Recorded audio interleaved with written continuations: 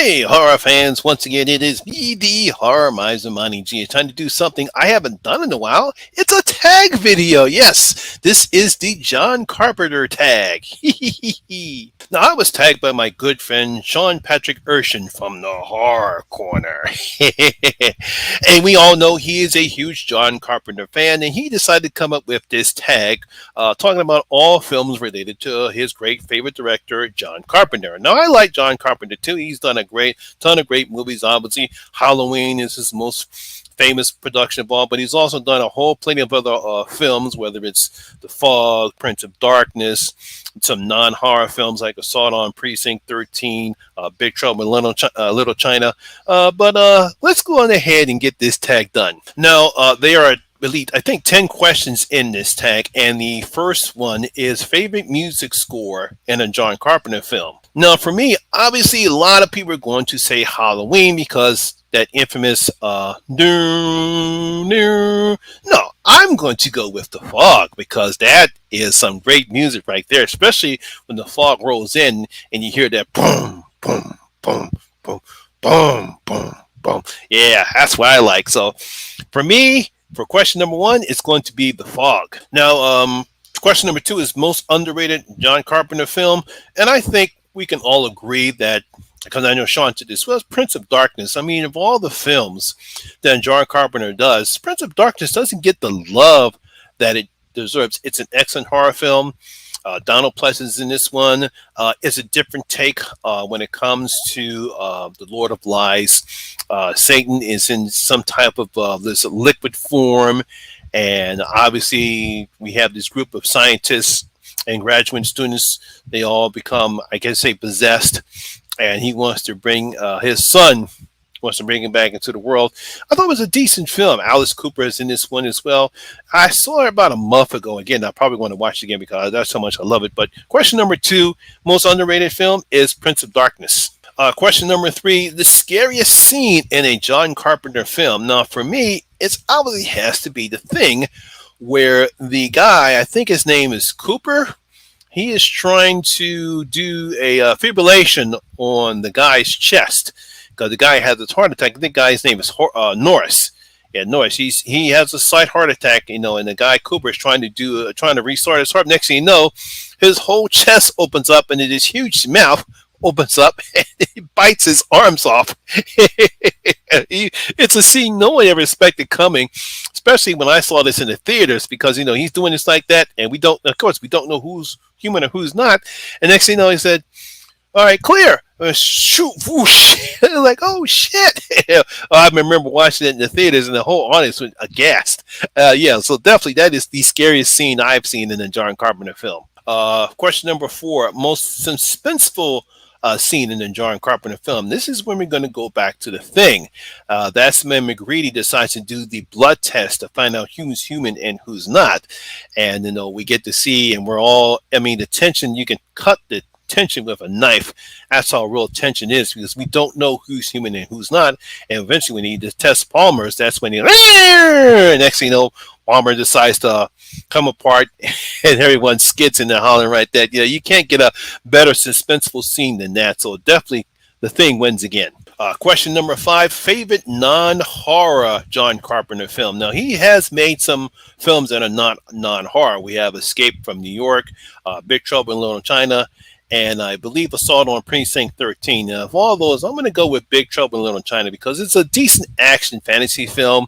Obviously, got Kurt Russell in here. We got some Chinese mythology in this one as well.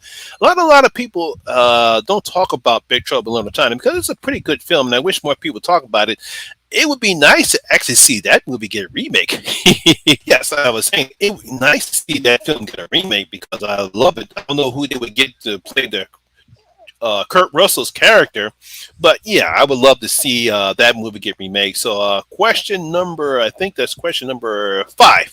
Question number five, Big Trouble in Little China. Now, I thought question number six is interesting. Will Michael Myers ever die? I'll have this in two answers. I believe in Halloween Ends, I believe David and Danny will finally kill Michael Myers off in this upcoming end of their trilogy that they have. And I think Michael Myers will die.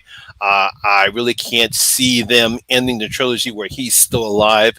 They could. I don't know. I know for a fact it would be nice to see him finally get die, and then Laurie Strode finally has what we call a good send off, unlike the good send off she had in Halloween Resurrection. I would love to see something satisfying, a satisfactory conclusion to this new trilogy that they have. But as far as will we ever see Michael Myers again, I have a feeling that after this trilogy is over and some years have bypassed, and we'll probably have, I don't know who owns the IP for the Halloween franchise. I don't know if it's Universal or I forget the guy that still owns the right to the Halloween franchise or the my name Michael Myers. But eventually somebody else will come along and we'll have a new version of this character.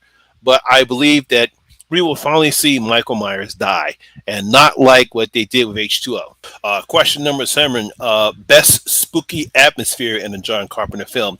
This is going to go back to The Fog. Nothing against Halloween.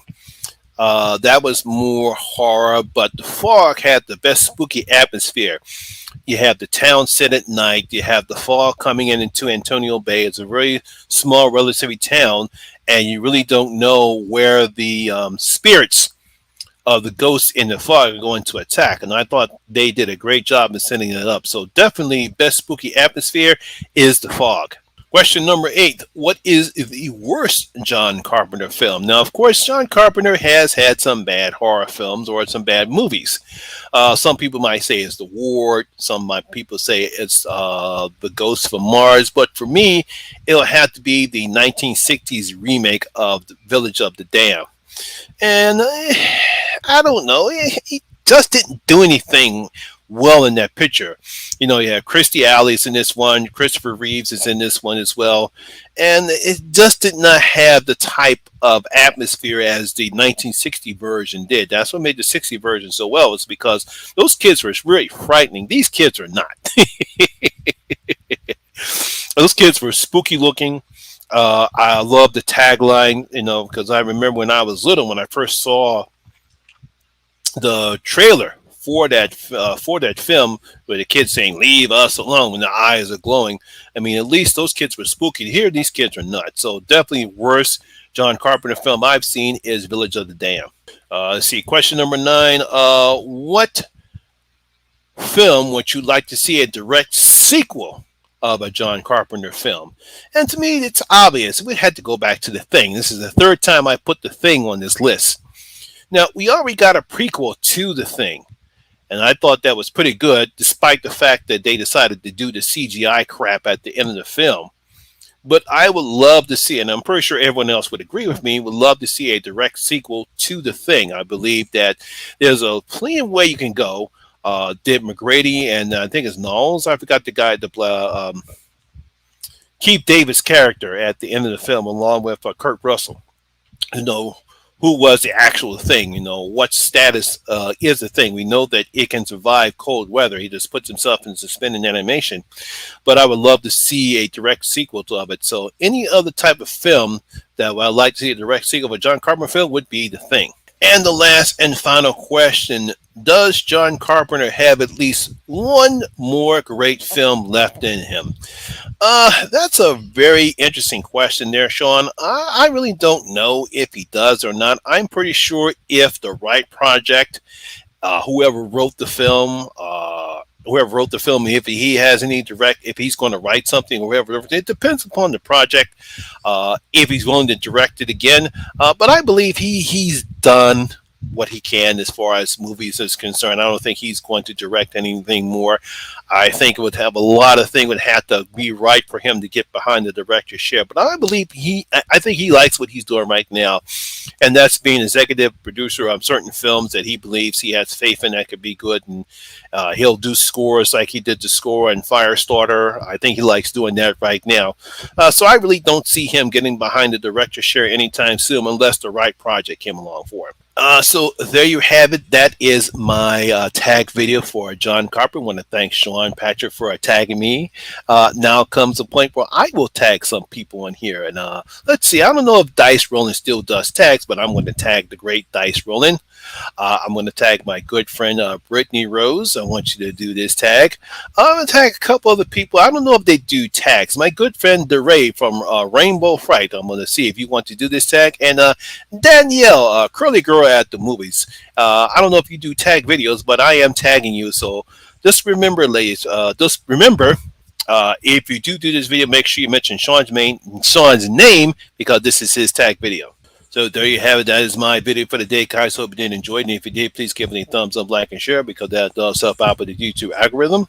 Also, if you're new here, please hit that subscribe button and ring that notification bell. That way you'll be notified anytime when I put a new video such as this one. Once again, my name is Lamont Smith, better known as the Horror Miser, Monty G, and always remember that horror rules. And I'll see you in my next video. I'm out.